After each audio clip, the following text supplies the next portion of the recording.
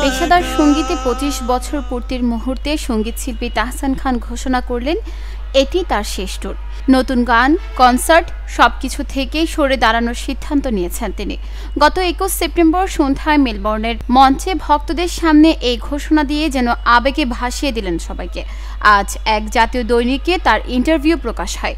সেখানে তাহসান বলেছেন, আমি চাই মানুষ আস্তে আস্তে আমাকে ভুলে যাক।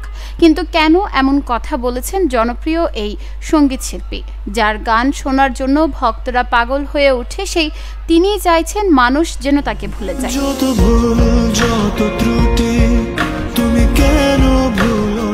ইন্টারভিউতে তাহসান বলেন, হ্যাঁ, এটাই শেষ কনসার্ট ট্যুর। ঢাকায় 2-1টা ইভেন্ট আগে থেকে কমিটমেন্ট করা আছে, সেগুলো শেষ করে সঙ্গীত জীবনের ইতি টানছি। অনেকদিন থেকে মনে হচ্ছিল বিদায় নেওয়া প্রয়োজন, এবার সময়টা ঠিক মনে হচ্ছে।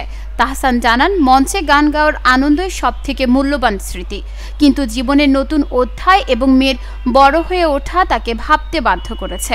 তিনি বলেন, দাড়ি পেকে যাচ্ছে, এখন আর নিজের কাছে প্রেমের গান গেয়ে মঞ্চ মাতানোটা মানানসই লাগে না। পাবলিক ফিগার হিসেবে বেঁচে থাকার চাপও ক্রমেই বেড়েছে, যা আর নিতে চান না। সেই কারণে সামাজিক যোগাযোগ মাধ্যম থেকেও তিনি দূরে সরে যাচ্ছেন। ফেসবুক এবং ইনস্টাগ্রাম একেবারে ডিঅ্যাক্টিভ করেছেন।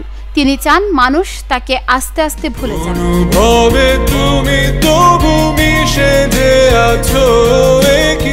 বিনোদন অঙ্গনের আড্ডায়ও নিজেকে সরিয়ে নেবেন বলে জানান তাহসান খান। তিনি বলেন, এটাই আমার শেষ সাক্ষাৎকার হয়ে থাকুক। অন্য কিছু পরিকল্পনা আছে, কিন্তু সেগুলো একান্তই ব্যক্তিগত। সেই বিষয়ে ঢাক ঢোল পিটিয়ে বলতে চাই না। তাহসান বলেন, যে গানকে জীবনের সবচেয়ে বেশি ভালোবেসেছি, সেই গান ছেড়ে দেওয়াটা মোটেও সহজ সিদ্ধান্ত ছিল না। কিন্তু জীবনের কিছু অভিজ্ঞতা আর উপলব্ধি এতটাই তীব্র আর করুণ ছিল যে এই প্রস্থানই একমাত্র পথ, যা আমার জন্য খোলা। শুধু সাধারণ একটা জীবনে ফিরে যেতে চাই।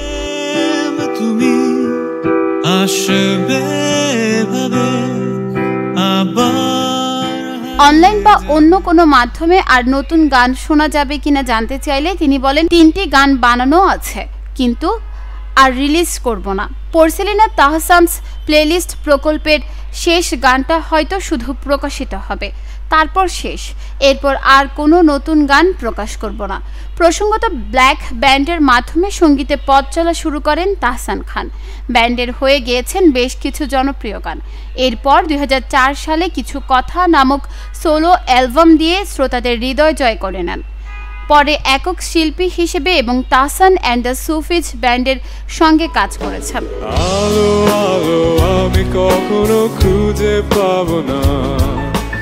নিউজ ডেস্ক, চট্টগ্রাম সময়।